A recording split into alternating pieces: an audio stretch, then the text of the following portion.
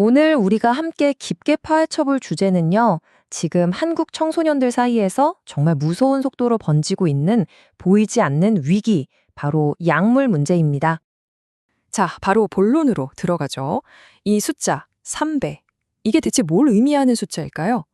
단 1년 만에 우리나라 10대 마약 사범 수가 폭증한 배수입니다. 이게 얼마나 충격적인 수치냐면요. 2022년에 481명이던 게 불과 1년 만에 1,477명, 거의 1,500명이 된 거예요. 말 그대로 3배가 넘게 뛰어오른 거죠. 전문가들이 괜히 경고하는 게 아닙니다. 아니 근데 청소년들이 그냥 좀 엇나가는 거랑 마약 중독은 다른 문제 아니냐고요? 맞습니다. 그래서 이 3배라는 숫자가 왜 그냥 비행이 아니라 심각한 중독의 신호탄인지 알려면 먼저 중독이 뭔지부터 제대로 짚고 넘어가야 해요. 우리가 흔히 생각하는 중독은 그냥 약에 의존하는 거? 그 정도잖아요. 근데 사실 그게 다가 아닙니다. 어떤 물질이나 행동에 너무 빠져서 그걸 끊었을 때 몸이랑 마음에 문제가 생기고 결국엔 평범한 일상생활 자체가 무너지는 상태. 이게 바로 중독인 거죠. 요즘엔 약물뿐만 아니라 인터넷이나 도박 같은 행위도 중독의 범주에 들어가고요. 자, 근데 진짜 무서운 건 지금부터입니다. 우리가 보는 이 통계는요, 사실 거대한 빙산의 일각에 불과해요. 마약 범죄 특성상 드러나지 않는 경우가 훨씬 많거든요. 전문가들은 실제 사용자 수가 공식 통계보다 무려 28배, 28배 이상 많을 수도 있다고 봅니다. 정말 상상도 못할 규모죠. 아니, 근데 왜 하필 10대들이 이렇게 약물에 쉽게 빠지는 걸까요? 도대체 왜 더 취약한 걸까요? 그 답은 놀랍게도 아직 한창 자라고 있는 우리 10대들의 뇌 안에 있습니다. 이걸 아주 쉽게 비유해 볼게요. 우리 뇌에 보상 시스템이라는 게 있는데 이게 쾌감을 느끼게 하는 자동차의 엑셀 같은 거예요. 그리고 충동을 조절하는 전전두엽 피질은 브레이크 역할을 하죠. 근데 10대들의 뇌는 어떠냐? 엑셀은 있는 힘껏 밟고 있는데 브레이크는 아직 덜 만들어져서 잘 안 듣는 그런 위험천만한 자동차랑 똑같은 상태인 겁니다. 물론 뇌가 전부는 아니에요.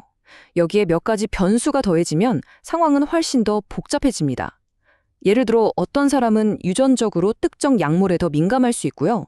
성별에 따라서도 중독 속도나 재발률이 달라지기도 해요. 그리고 무엇보다 중요한 거, 바로 스트레스나 우울증 같은 마음의 병이죠. 이런 문제들이 약물 사용에 아주 강력한 기폭제가 될 수 있다는 겁니다. 자, 10대들의 뇌가 왜 취약한지는 이제 알았어요. 그럼 어떻게 이 약물이 아이들 손에 그렇게 쉽게 들어가는 걸까요? 그 배경에는 바로 기술, 우리 손에 들린 스마트폰이 있습니다. 이 기술이 마약 시장의 풍경을 완전히 뒤바꿔 놨어요. 이 그래프를 한번 보세요. 2023년에 청소년들이 사용한 마약류, 그중에 압도적인 1위가 뭔지 아세요? 바로 향정신성 의약품이에요. 무려 93.6%죠. 이게 뭘 의미하냐면 살 빠지는 약, 공부 잘하게 해주는 약 같은 이름으로 둔갑해서 아이들의 불안감을 파고들고 있다는 거예요. 외모나 성적에 대한 압박이 결국 약물로 이어지는 거죠. 예전처럼 어두운 골목에서 은밀하게 거래하는 시대는 끝났습니다. 이제 새로운 시장은 바로 우리 아이들이 매일 쓰는 SNS고요. 또 추적이 불가능한 익명의 공간, 다크앱이 그 뒤를 봐주고 있죠. 그리고 결정적으로 거래 방식 자체가 바뀌었어요. 판매자랑 구매자가 절대 얼굴을 보지 않는 이른바 던지기 수법이 표준이 된 겁니다. 특정 장소에 물건을 숨겨두면 찾아가는 식인데 이러니 단속이 정말 하늘의 별 따기가 된 거죠. 그래서 정말 중요한 포인트가 이겁니다. 아이들이 지금 뭘 구하고 있냐면요. 나비약이라고 불리는 식욕 억제제는 물론이고 심지어 헤로인보다 몇십 배 강하다는 마약성 진통제, 펜타닐 패치까지 손을 대고 있다는 거예요. 2022년 조사 결과는 더 충격적인데 청소년 10명 중 1명꼴로 펜타닐 패치를 써본 경험이 있다고 답했습니다. 정말 심각한 상황이죠. 좋아요. 스마트폰 덕분에 약을 구하기가 쉬워졌다는 건 알겠습니다. 근데 그게 어떻게 한 사람의 호기심에서 끝나지 않고 친구들 사이로 또래 집단 전체로 확산되는 걸까요? 여기에 아주 흥미로운 사회학 이론이 하나 있습니다. 바로 사회학습 이론이라는 건데요. 되게 간단해요. 나쁜 행동은 원래부터 그런 게 아니라 주변 사람들을 보고 배운다는 겁니다. 친구들이랑 어울리면서 약물을 구하는 방법뿐만 아니라 이 정도는 괜찮아 라고 생각하는 그 태도까지도 고스란히 배우게 된다는 거죠. 이 학습 과정이요, 보통 4간대를 거쳐요. 잘 들어보세요. 첫째, 이거 한번 해봐도 괜찮겠는데? 하고 스스로 생각해요. 둘째, 그걸 이미 하고 있는 친구들이랑 어울리기 시작하죠. 셋째, 자기가 그걸 했을 때 친구들이 오, 너도 하네? 하면서 인정을 해줘요.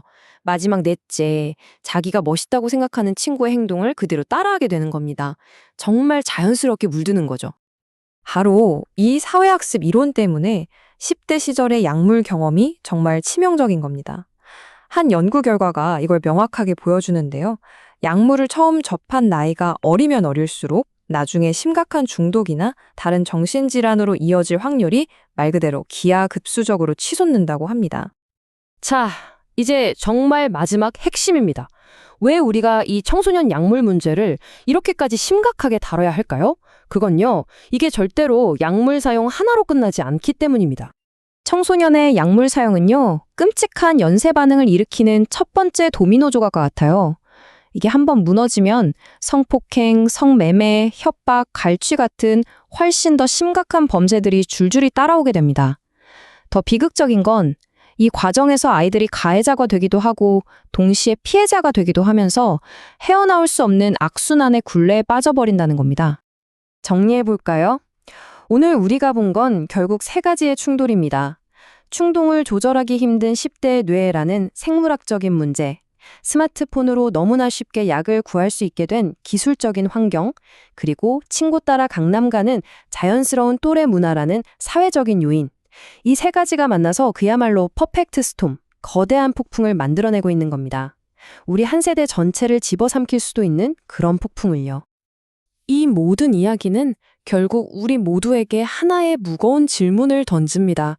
괜찮겠지 하는 그 단순한 호기심.